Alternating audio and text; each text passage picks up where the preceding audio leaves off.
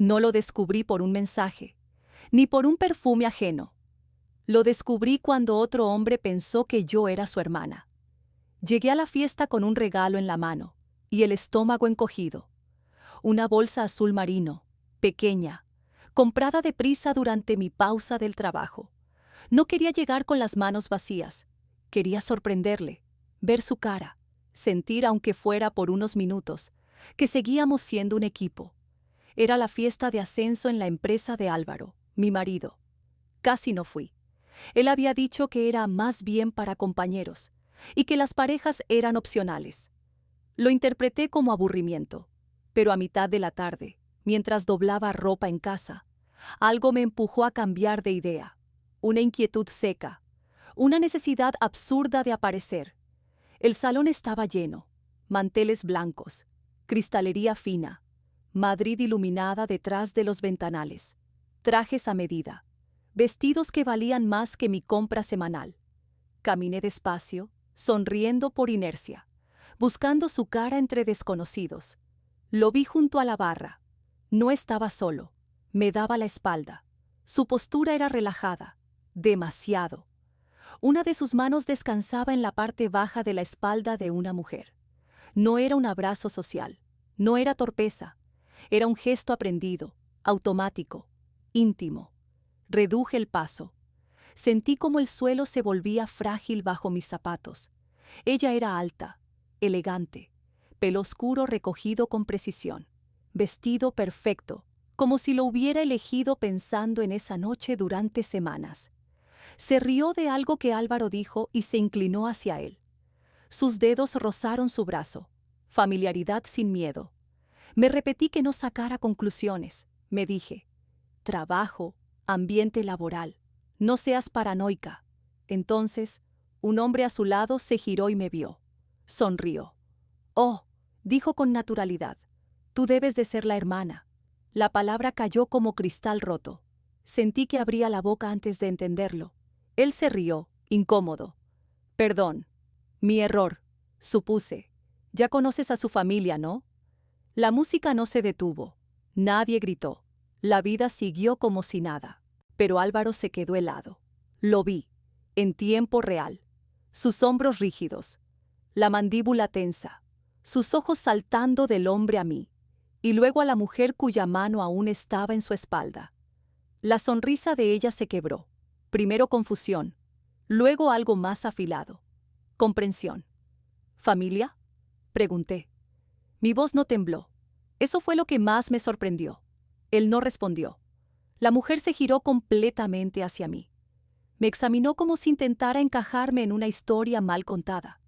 Lo siento, dijo despacio. Yo pensaba que era su esposa. No tuve que decirlo en voz alta. No hacía falta.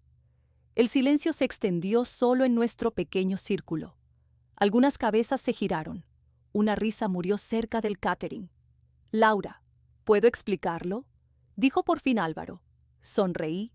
Una sonrisa educada, contenida, la que evita que te llamen exagerada. No hace falta, respondí. Está todo muy claro. El hombre que había hablado primero palideció. Vaya, no tenía ni idea. Álvaro siempre trae a su... Se interrumpió al mirar a la mujer. Ella dio un paso atrás, como si se hubiera quemado. Me dijiste que estabas separado, susurró. Dijiste que ya había terminado. Yo dejé la bolsa de regalos sobre una mesa. Salí sin correr, sin llorar. Y mientras las puertas se cerraban a mi espalda, entendí algo con una claridad brutal. Todos lo sabían. Todos, menos yo. Y eso fue solo el principio. No intentó detenerme por amor. Intentó hacerlo porque todos estaban mirando.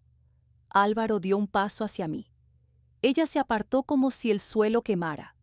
Inspiré despacio, no para tranquilizarme, para no romper nada con la voz, para mantenerme fría, porque si abría la boca sin control, sabía que no habría marcha atrás. La miré a ella. ¿Desde cuándo?, pregunté. Titubeó. El silencio la delató antes que las palabras. Casi un año, dijo al fin. Un año entero. Un ciclo completo de fiestas, excusas, aniversarios. y noches en las que él juraba llegar tarde por trabajo. Un año de mentiras dichas con naturalidad. Álvaro negó con la cabeza, como si la escena le resultara inconveniente. «Aquí no», murmuró. «No es el sitio». Solté una risa breve, inesperada, incómoda. Varias personas giraron la cabeza. «Tienes razón», respondí. «No lo es». Abrí el bolso con calma. Saqué la bolsa azul marino y se la tendí. «Por el ascenso. Enhorabuena». Le temblaron los dedos al cogerla. «Mañana enviaré a alguien a recoger mis cosas», continué. «No vuelvas a casa esta noche, ni mañana, ni nunca. Laura, por favor». Me acerqué lo justo para que solo él pudiera oírme.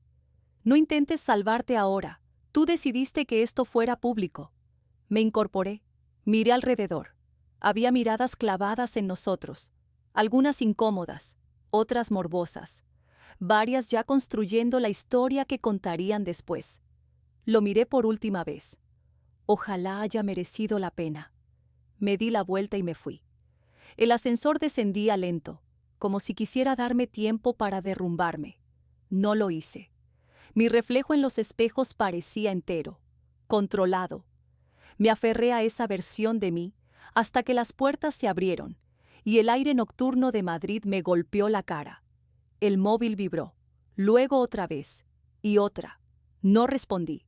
La ciudad seguía viva, indiferente, como si nada hubiera cambiado. Y sin embargo todo lo había hecho. Me senté en el coche, dejé la bolsa vacía en el asiento del copiloto. Apoyé las manos en el volante. Respiré. Esto no era un final, era un punto de no retorno. No regresé a casa. Conduje sin rumbo hasta que las luces se diluyeron y el silencio ocupó las calles. Aparqué en el parking de un supermercado abierto toda la noche, solo para no tener que decidir dónde encajaba mi vida ahora. Apagué el motor. Dejé el móvil boca abajo. ¿Cómo se pierde un año entero sin darse cuenta? Conocí a Álvaro 12 años atrás, cuando la ambición todavía parecía una promesa compartida. Tenía hambre de más, de éxito, de reconocimiento. Yo creí en esa hambre, creí en él. Ahí empezó la renuncia. Cuando llegó su primera gran oportunidad en consultoría tecnológica, nos mudamos sin pensarlo. Yo dejé atrás un trabajo que había construido con paciencia. Marca, clientes, futuro. Dijimos que sería temporal, que luego retomaría mi camino. Siempre fui buena empezando de cero. Después llegó la casa. Jardín suficiente para un columpio.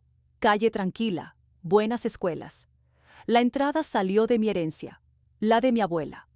Álvaro habló de inversión común, de proyecto de vida. Quise creerle. Nuestra hija Clara nació 2 años después. Y lo provisional se volvió definitivo. Guarderías caras, viajes constantes, horarios imposibles. Parecía lógico que yo me quedara en casa. Al menos eso decíamos en voz alta. Por dentro me repetía que era estabilidad. Las señales estuvieron siempre ahí. Hoy me queman. El móvil pegado a su mano. Las llamadas que ya no contestaba delante de mí. Las reuniones que aparecían todos los viernes. Viajes que no cuadraban si miraba el calendario demasiado tiempo. Una vez le pregunté si había otra persona. Se rió. No con crueldad, con seguridad, como quien sabe que no va a ser cuestionado. Y yo decidí creerle. Hasta que aquella noche, rodeada de desconocidos, entendí la verdad más humillante de todas. No me estaba engañando solo a mí, me estaba borrando. No me engañó solo a mí, le dio otra versión de mi lugar, incluso a nuestra hija. «No tengo ni tiempo para dormir», me dijo una vez. «¿De verdad crees que tengo a alguien?» Me sentí ridícula por haberlo preguntado. Me disculpé. Ese fue otro error. Cuando Clara empezó el colegio, su ausencia se volvió rutina. Cenas perdidas, actos cancelados. Una distancia que no llegó de golpe, sino despacio, hasta parecer normal. Yo tapé el hueco con eficiencia. Horarios, compras, facturas, tareas. Convertí el caos en logística perfecta. Todo funcionaba tan bien que no quedó fricción suficiente para alertarme. La noche después de la fiesta, abrí su móvil. No por orgullo, por necesidad. Necesitaba algo sólido, algo real que atravesara la niebla en mi cabeza. No tardé. Mensajes ocultos, no borrados. Fotos guardadas con nombres neutros. Citas de calendario disfrazadas de cena con cliente, que encajaban demasiado bien con sus ausencias. Casi un año. El peso no fue solo la traición, fue el riesgo. Mi nombre ligado a bienes que había financiado. Una hija que merecía estabilidad. Una vida construida alrededor de alguien capaz de mentirme sin perder el pulso. Conduje hasta casa de Mara antes del amanecer. Me miró una vez y no preguntó nada. Preparó café. Escuchó. Yo hablé con una voz que no parecía mía, como si relatara la historia de otra mujer. Cuando terminé, no intentó consolarme. Tienes que protegerte a ti y a Clara, dijo. Eso fue todo. Horas después recogí a Clara en casa de la hermana de Álvaro. Él había pedido ayuda por si acaso. Yo no había vuelto a casa. Mi hija subió al coche en silencio. Uno de esos silencios que aprietan el pecho. A mitad del trayecto habló. Mamá, ¿por qué papá ya no viene a las cosas? No respondí enseguida. Dijo a mi profe que quizá iría a la asamblea. Continuó. Pero no fue. Aunque Marta sí estaba. Sentí cómo se me tensaban las manos en el volante. Marta asintió. La señora de su trabajo. Vino con él al día de la familia el mes pasado. Dijo que tú estabas ocupada. La carretera se nubló durante un segundo. Me obligué a enfocar. ¿Y tú qué pensaste? Pregunté. Se encogió de hombros. Pensé que era como tú antes de quedarte en casa.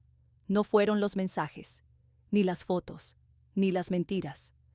Fue entender que a mi hija le habían presentado a la mujer que ocupaba mi lugar. Paré el coche. Respiré tan hondo que dolió. Clara me miró buscando calma. Lo siento, susurró. A lo mejor hice algo mal. Le cogí la mano. No hiciste nada, le dije. Nada es culpa tuya. Por dentro, algo se fijó con una claridad feroz. Esto ya no iba solo de engaño. Iba de control, de borrarme, de un hombre que decidió que mi presencia era opcional. No lo confronté. Esa fue mi primera decisión real. Llevé a Clara al colegio como cualquier otro día. Sonreí al personal. Saludé al guardia. Esperé a cerrar las puertas del coche para dejar que la rabia subiera sin explotar. Controlada, precisa. Al mediodía tenía un cuaderno abierto en la encimera. Sin desahogos, solo datos, cuentas, propiedades, seguros, fondos, tarjetas. Todo lo que llevaba mi nombre.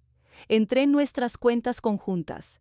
No me sorprendió ver movimientos recientes, transferencias nunca comentadas, gastos ajenos a la familia. Hice capturas de todo, fechas, cantidades, destinos. Luego las congelé. No vacié nada, no arrasé. Detuve la hemorragia y dejé claro que había despertado. No levanté la voz. Le quité el suelo bajo los pies. Y eso fue peor. Marqué el número de una abogada de familia cuyo nombre llevaba años guardado, casi olvidado. Me lo había pasado una vecina después de un divorcio que la dejó irreconocible. Juró que aquella mujer no solo la representó, la rescató. La asistente preguntó si era algo urgente. Sí, dije, ahora mismo. Cuando Álvaro descubrió que no podía entrar en la cuenta común, yo ya estaba enviando archivos, hipoteca, extractos, la transferencia exacta de la herencia con la que se pagó la entrada de la casa. Cada documento demostraba lo mismo. Mi dinero no había acompañado nuestra vida, la había sostenido. Después hice una maleta, no grande, no dramática, solo lo imprescindible, papeles, el certificado de nacimiento de Clara, documentos del colegio, las joyas de mi abuela, ropa para unos días. El resto no era urgente. El resto podía quedarse atrás. No escribí ninguna nota. En lugar de eso cambié contraseñas. Todas. Correo, nube, banca, suscripciones. Cualquier servicio vinculado a mi nombre o a mi tarjeta. No toqué sus cuentas profesionales. No buscaba caos. Buscaba posición. A las 15:15 el teléfono empezó a vibrar sin descanso. Álvaro. ¿Qué pasa con la cuenta? Álvaro. Laura, contesta, por favor. Álvaro. Esto no es normal. No respondí. Recogí a Clara del colegio y la llevé a tomar un helado, como le había prometido la noche anterior. Me habló de un trabajo en grupo, de una niña nueva que se sentaba a su lado. Yo asentía, sonreía, como si mi mundo no se hubiera fracturado por dentro. Esa noche, cuando ya dormía en la habitación de invitados en casa de Mara, escuché los mensajes de voz. Su voz no sonaba culpable, sonaba asustada. No sé qué estás haciendo, pero esto afecta a las facturas. Mi tarjeta del trabajo tampoco funciona. No puedes simplemente... Corté el audio antes de que terminara. A la mañana siguiente inicié el proceso para vender la casa. Nada público, nada visible. Tasación previa, comparativas, plazos. Necesitaba salidas claras antes de que él entendiera la magnitud de lo que estaba ocurriendo. Al mediodía, la abogada me llamó. No preguntó qué había pasado. Preguntó si estaba lista para moverme rápido. Sí, respondí. Perfecto, dijo, porque quien se adelanta suele marcar las reglas. Esa misma tarde, Álvaro apareció en casa de Mara. Vi su coche desde la ventana. El estómago se me cerró. No por miedo, no por duda, por la certeza de que aquello era inevitable. Salí antes de que llamara al timbre. Parecía otro hombre, camisa arrugada, ojeras profundas. La seguridad que llevaba años exhibiendo se había evaporado. Me pillaste desprevenido, dijo, como si hubiera hecho algo imperdonable. No, contesté. Simplemente no pensaste que habría consecuencias. Bloqueaste las cuentas, dijo tenso. No puedo usar mi dinero. Corrección, respondí. No puedes usar el mío. Se pasó la mano por el pelo, nervioso. Así no se comportan los adultos. Sonreí apenas. Presentaste a otra mujer a nuestra hija como parte de la familia. No me hables de comportamientos. Abrió la boca, la cerró. Fue un error, dijo. Puedo solucionarlo. Fue una decisión, contesté. Repetida, durante meses. El silencio cayó pesado entre los dos. ¿De verdad vas a dejarme?, preguntó como si acabara de entenderlo. Lo miré sin vacilar. Me fui hace días. Algo se quebró en su rostro. No ira, no soberbia, sorpresa real. Me giré hacia la casa. Busca un abogado, añadí. Esto va a avanzar rápido. Dijo mi nombre otra vez. No me giré. Ya no hacía falta. Las consecuencias no llegaron todas juntas. Llegaron una detrás de otra. Y la primera le alcanzó antes de que terminara el día siguiente. Cuando empezó a perder el control en público, entendí que ya no sabía quién mandaba. La primera señal fue ridícula. Su tarjeta fue rechazada durante una cena con clientes. Nada discreto, nada elegante. Minutos después recibí un mensaje escrito en mayúsculas, como si gritar a través de una pantalla pudiera devolverle autoridad. Álvaro, esto es humillante. Soluciónalo. No contesté. La segunda sacudida llegó a su despacho. Recursos Humanos lo citó. No por mí, sino porque Marta dejó de aparecer. Primero pidió un día por enfermedad, luego otro. Después solicitó el traslado a otro equipo. Cuando los patrones se rompen, las empresas lo notan y hablan, aunque finjan lo contrario. Para el tercer día la pregunta ya no era si había pasado algo, era qué, exactamente. Me enteré por Mara. Un conocido en común le escribió. Se comenta que Laura se enteró delante de todos, en la fiesta. Yo no había contado nada. No hacía falta. Los momentos públicos se reproducen solos, se reescriben sin pedir permiso. Álvaro cambió de estrategia. Llegaron correos más largos, tonos calculados, disculpas mezcladas con preocupación por la imagen, el dinero. ¿Cómo podía afectar todo esto a Clara? Respondí una sola frase. Toda comunicación debe hacerse a través de mi abogada. Después de eso, él dejó de llamar. Su madre no. No preguntó cómo estaba yo. Preguntó qué había hecho. Dice que has congelado todo, dijo, como si hubieras tomado algo que no era tuyo. Protegí mis activos, respondí. No es lo mismo, suspiró. Está bajo mucha presión en el trabajo. Yo también lo estuve durante años. No tuvo respuesta. Al final de la semana, las consecuencias empezaron a tocar terrenos que él no podía manipular. La cuenta de ahorros conjunta, la mitad proveniente directamente de mi herencia, fue separada legalmente. Mi abogada se movió rápido, la suya también. El equilibrio cambió en silencio.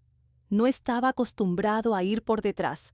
Marta renunció, sin drama, sin escena. Simplemente desapareció. Otro mensaje llegó a Mara. Decía que no sabía que él estaba casado, que se sentía engañada. Creí esa parte, pero ya no me importaba. Las consecuencias no eligen culpables, solo avanzan. Clara notó el cambio antes que nadie. Papá no contesta mis mensajes, dijo una noche mientras se lavaba los dientes. Lo hará, respondí con cuidado. Ahora las cosas son distintas. Asintió. Los niños aceptan las medias verdades cuando sienten honestidad. El momento más tenso llegó cuando Álvaro apareció sin avisar en el colegio. Me llamaron mientras revisaba documentos con mi abogada. «Su marido está aquí», dijo la recepcionista incómoda. «Dice que es urgente». Llegué 10 minutos después. Estaba en el pasillo, chaqueta colgada del brazo, mirada descompuesta. «No puedes hacer esto», dijo al verme. «No puedes alejarla de mí». «No lo he hecho», respondí. «No seguiste las normas. Ahora existen». Soltó una risa amarga.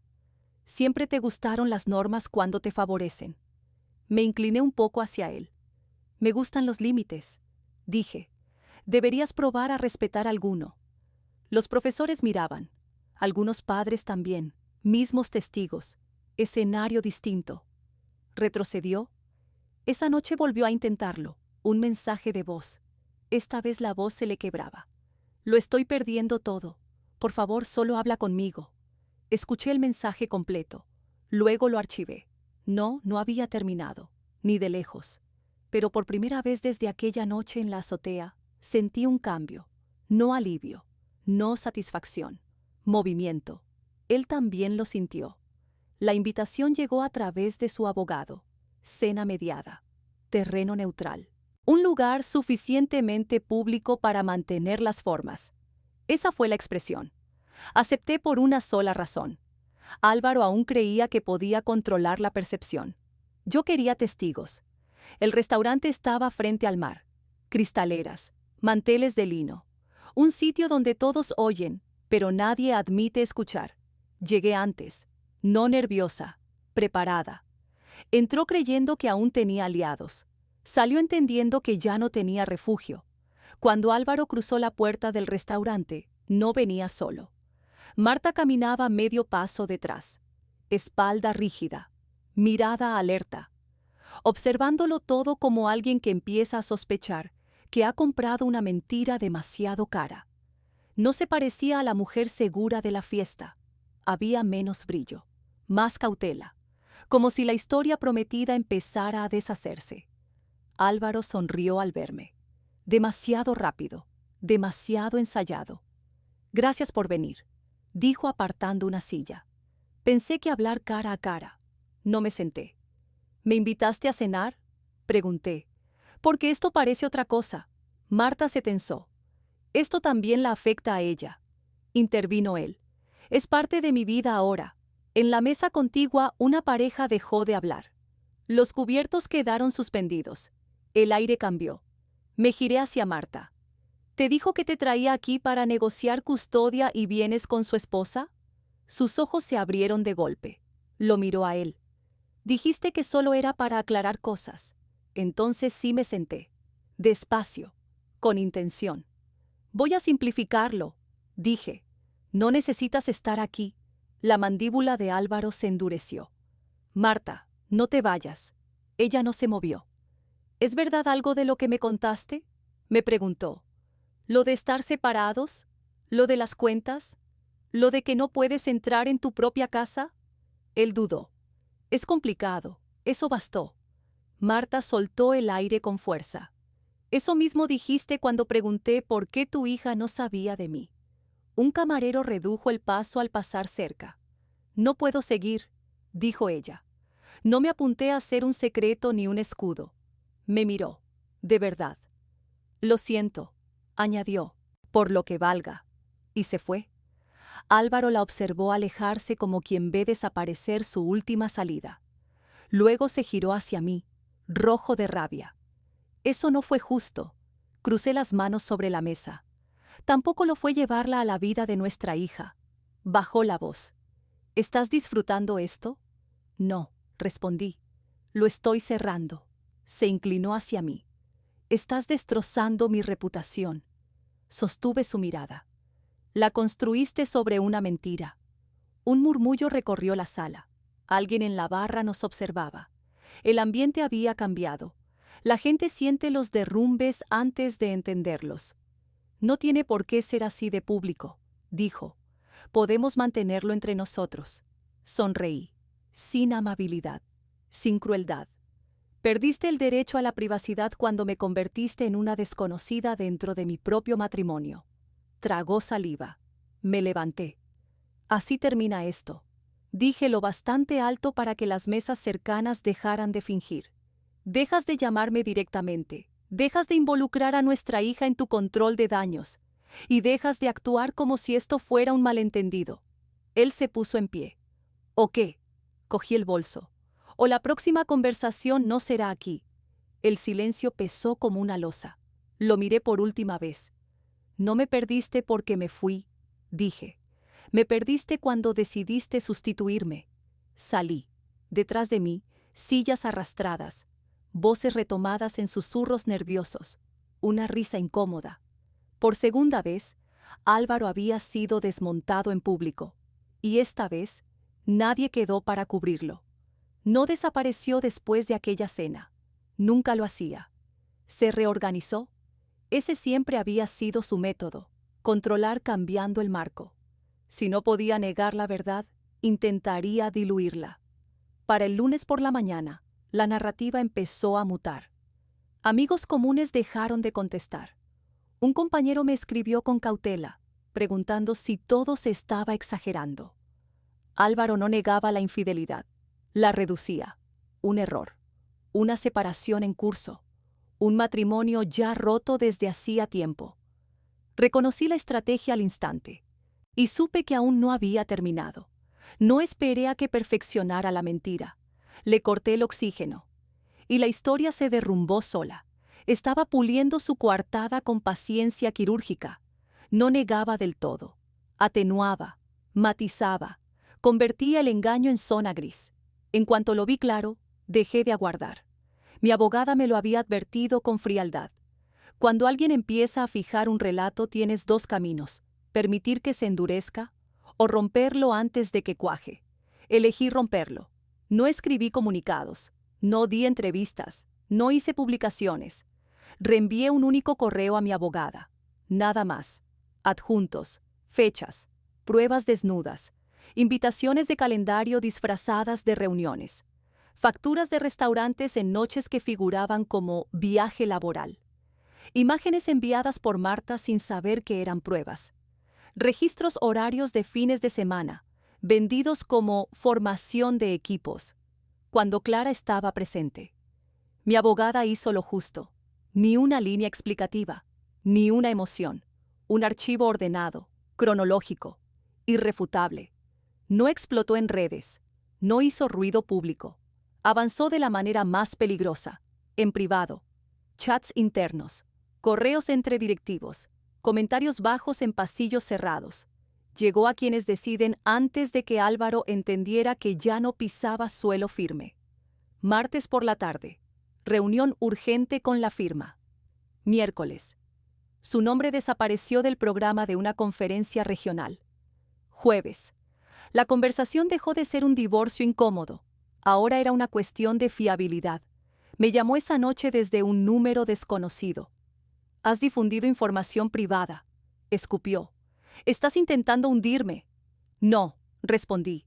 Corregí una versión falsa. Tú empezaste a mentir. Yo puse fin a eso. Silencio. Luego, miedo. No entiendes cómo me está afectando esto. Sonreí sin humor. Lo entiendo mejor que tú. Por eso no añadí ni una palabra.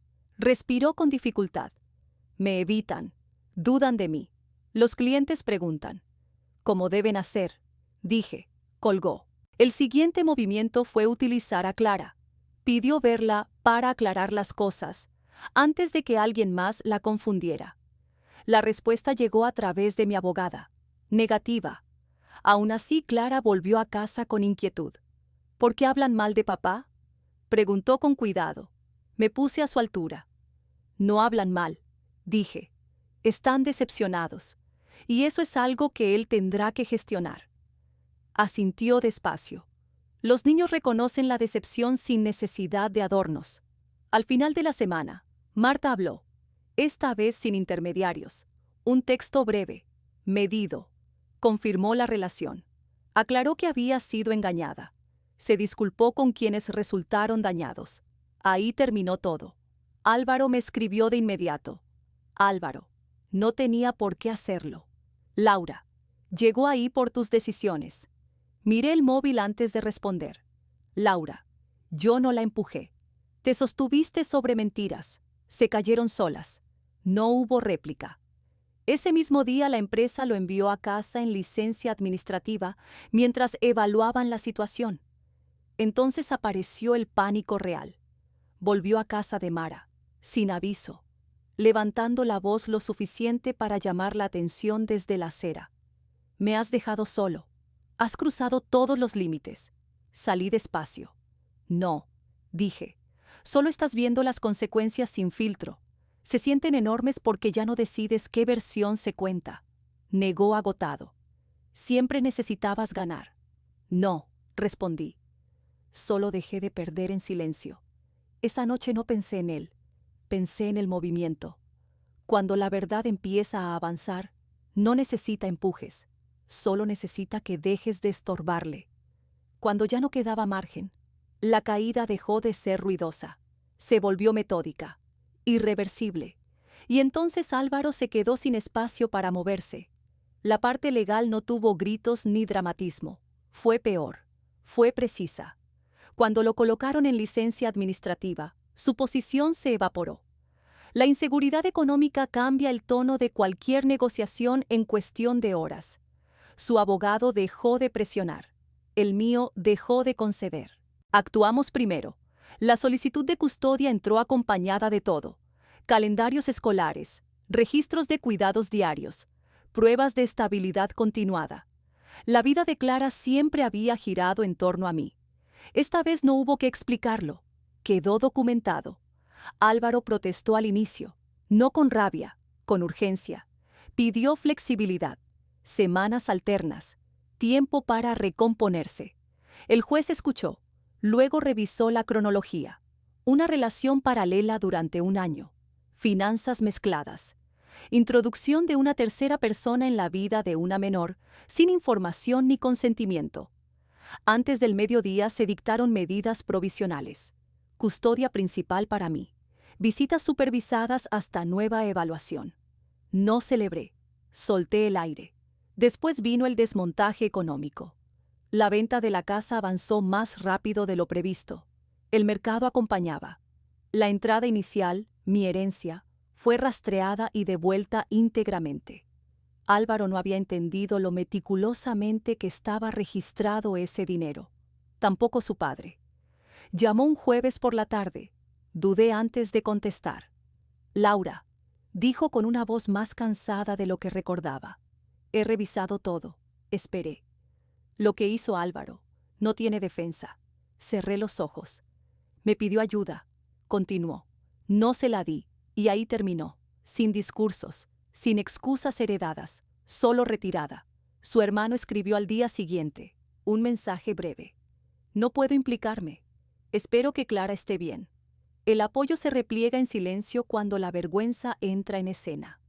A final de mes, la realidad de Álvaro era otra. Sin ingresos fijos, honorarios legales acumulándose, crédito limitado. El piso al que se mudó era provisional y caro. Marta tampoco salió ilesa. Su renuncia la protegió al principio, pero la cercanía deja huella. Le costó recolocarse en el sector.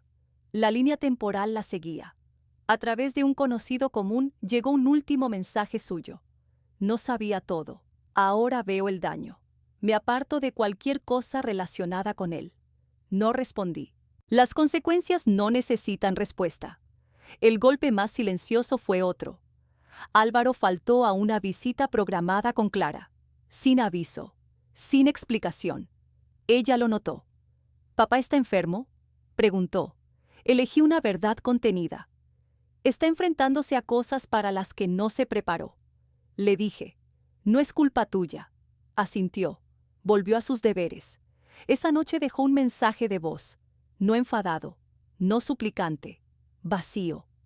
No sé dónde ir, no entiendo cómo llegamos aquí. Lo escuché una vez. Luego lo borré. Cuando se cerraron los términos finales del divorcio, ya no había nada que negociar. Bienes repartidos, accesos definidos, relato asentado. Álvaro no estaba arruinado de forma cinematográfica. Estaba desmontado de forma práctica. Firmé el último documento con la mano firme. No sentí victoria. Sentí distancia. Y entendí que era más poderosa. La última reunión no la ordenó un juez ni la sugirieron los abogados. La pidió él. Primero escribió a mi abogada. Luego, al no obtener respuesta inmediata, me escribió directamente. El mensaje era breve, sin orgullo. Necesito verte una vez, no para discutir, para cerrar. Acepté con condiciones, lugar público, de día, tiempo limitado. Nos vimos en un café pequeño cerca del juzgado, un sitio de tránsito, neutral, efímero. Llegué antes y me senté de forma que pudiera ver la puerta, esperando. No me encontré con un hombre arrepentido. Me encontré con el vacío que dejan las decisiones, cuando ya no queda nadie a quien culpar. Cuando Álvaro entró en el café, tardé unos segundos en reconocerlo. No había adelgazado ni envejecido de golpe. Era otra cosa, como si le hubieran retirado una pieza central, y el resto aún no supiera cómo sostenerse. La chaqueta estaba limpia, pero gastada. El pelo, sin cuidado. Se detuvo al verme, dudó y avanzó despacio, como si cada paso necesitara autorización. «Gracias por venir», dijo. Asentí. «Tienes 20 minutos». Se sentó frente a mí y rodeó la taza con ambas manos, aferrándose a ella como al último objeto estable de su vida. «Lo he perdido todo», murmuró. No respondí. El trabajo, la posición, mi familia. Tragó saliva. «Ya no sé dónde encajo». Lo observé sin ira, con precisión. «Encajas exactamente donde te dejaron tus elecciones», respondí. Levantó la vista, los ojos enrojecidos. «Nunca quise que llegara tan lejos». «Ese es el punto», dije. «La intención no compensa el daño». Asintió, como si esa frase le resultara familiar. «Me equivoqué. Un error es accidental», corregí. «Tú construiste una segunda vida». El silencio se asentó entre nosotros. El murmullo del café llenó el espacio que antes ocupaba su seguridad. «Quiero hacerlo mejor», dijo al fin. «Por Clara». Me incliné ligeramente hacia adelante. «Entonces empieza por no usarla como puente para volver a mí». Su rostro se tensó. «No estoy haciendo eso». «Sí», respondí. «Cada vez que dices su nombre aquí, intentas amortiguar consecuencias que no quieres afrontar». Miró hacia otro lado. «Te amaba». Lo pensé unos segundos. «Amabas lo que yo sostenía», dije. «Continuidad, estabilidad, cobertura». «Eso no es justo. Es exacto». Soltó el aire lentamente. «Entonces, ¿no queda nada entre nosotros?». Sostuve su mirada. «Queda un historial, queda una responsabilidad compartida, queda una hija a la que cuidaremos con respeto. Pero no queda acceso». «¿Acceso?», repitió. «A mi tiempo, a mi vida, a mis emociones», respondí. «A eso renunciaste». Buscó un argumento en la sala, en el ruido, en cualquier parte. «Estoy empezando desde cero». «No», corregí. «Estás empezando desde la verdad, y eso es distinto». Soltó una risa breve, amarga. «Siempre supiste cortar limpio». «Aprendí porque era necesario», dije. «Tú me entrenaste». El barista llamó un pedido. Las tazas chocaron. El mundo seguía. «Quiero tu perdón», susurró. Hice una pausa. «No teatral, clara». El perdón es interno, dije. No es una moneda para aliviar incomodidad. Asintió despacio. Entonces, ¿qué es esto? Me levanté. Esto es el cierre. Me miró con algo parecido al miedo. ¿Eso es todo? Eso es todo. Se levantó de golpe. Laura, por favor, necesito saber que no soy el villano de tu historia.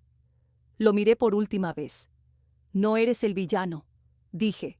Eres la lección. Las palabras cayeron con más peso que cualquier reproche. Di un paso atrás. Nos comunicaremos solo por la aplicación de padres, emergencias, lo demás por abogados. Abrió la boca. No dijo nada. Me giré hacia la puerta. Laura, dijo en voz baja, espero que seas feliz. Me detuve. No me giré. Soy libre. Salí. Lo dejé sentado en una mesa que ya no pertenecía a mi futuro. El tiempo no lo arregla todo, pero aclara. Los meses pasaron sin drama, sin escenas finales, en medidas pequeñas, mañanas recuperadas, tardes reclamadas, rutinas nuevas sustituyendo a las antiguas. Me mudé a un piso más pequeño, cerca del colegio de Clara. Luz entrando en la cocina. Un árbol frente a su ventana. Ningún eco de discusiones que nunca explotaron, pero siempre estuvieron ahí. Ella se adaptó antes que yo. Los niños no romantizan lo roto, se aferran a lo constante. Volvió a dormir toda la noche. Sus notas se estabilizaron. Reía con más facilidad. Cuando hablaba de su padre, lo hacía sin carga, sin rabia, sin nostalgia, solo hechos. Y eso, entendí entonces, también era una forma de paz. No reconstruí mi vida, la afiné. Y por primera vez, encajó sin forzar nada. Seguí el ritmo que mi hija me había enseñado sin saberlo. Volví al trabajo despacio, no por urgencia, sino por elección. Acepté proyectos de consultoría solo bajo mis condiciones. Empresas que buscaban pensamiento estratégico, no fuegos artificiales.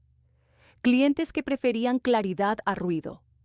A muchos les sorprendió lo rápido que regresó el impulso, cuando dejé de disculparme por ocupar espacio. Dejé de explicar mi historia a quienes no formaban parte de ella.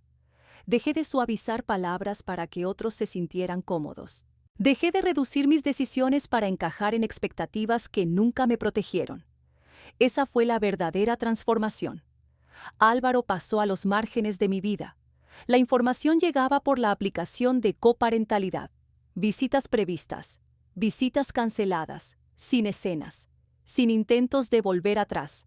Solo el reajuste lento de alguien que aprende lo que significa ser periférico. Escuché cosas, claro. La gente siempre cuenta lo que cree que quieres oír. Que se había mudado otra vez, más lejos, más barato, que intentó trabajar por proyectos, que no funcionó. Su nombre aún pesaba en espacios donde la confianza es moneda real. Marta desapareció por completo. Nueva ciudad. Otro sector. Un reinicio más caro de lo que imaginó. No lo celebré. Lo entendí. Las consecuencias no son selectivas. Siguen la cercanía. Una tarde de camino a casa desde el colegio, Clara me miró y preguntó, ¿alguna vez echas de menos a papá, como antes? Pensé antes de responder. Echo de menos la idea que tenía de nuestra familia, dije, no la versión que realmente vivíamos. Asintió. A mí me gusta más ahora, y eso bastó. Dejé de buscar sentido en el pasado. Dejé de repetir conversaciones en mi cabeza. Dejé de preguntarme si había aguantado más de la cuenta, si había dicho algo distinto, si me había perdido señales. No quedaba nada que extraer. La verdad es sencilla y molesta. La traición no solo rompe la confianza, reorganiza quién eres. Puedes resistirte a ese cambio o permitir que te vuelva precisa. Elegí la precisión. Aprendí cómo se siente la paz de verdad. No alivio, no anestesia, alineación. La calma que llega cuando ya no ajustas tu vida alrededor de la integridad de otra persona. No me reconstruí, me reordené. Una noche, después de que Clara se durmiera, salí al balcón. Observé la ciudad asentarse en la oscuridad. Luces intermitentes. Gente moviéndose dentro de sus propias cuentas pendientes. Pensé en aquella primera noche, la azotea, la bolsa de regalo, el instante en que todo se abrió frente a desconocidos. No lo cambiaría. La traición pública parece aniquilación al principio, pero tiene una ventaja que las mentiras privadas nunca ofrecen. Cierra la historia de golpe, sin ambigüedad, sin negociación con la negación, sin finales abiertos, solo verdad, visible, irreversible. Y cuando sobrevives a eso, el miedo ya no funciona igual. No gané destruyéndolo. Gané al dejar de medir mi vida según sus decisiones. La traición no me volvió amarga, me volvió exacta. Y la libertad, aprendí, no es la ausencia de pérdida. Es la presencia plena de ti misma, sin permiso, por fin. Gracias por quedarte hasta el final. Si esta historia resonó contigo, deja un me gusta. Me encantaría leerte en los comentarios, incluso si quieres compartir tu propia experiencia. Tus palabras importan aquí. Y si quieres más historias reales y potentes como esta, suscríbete para no perderte lo que viene. De verdad, gracias por estar.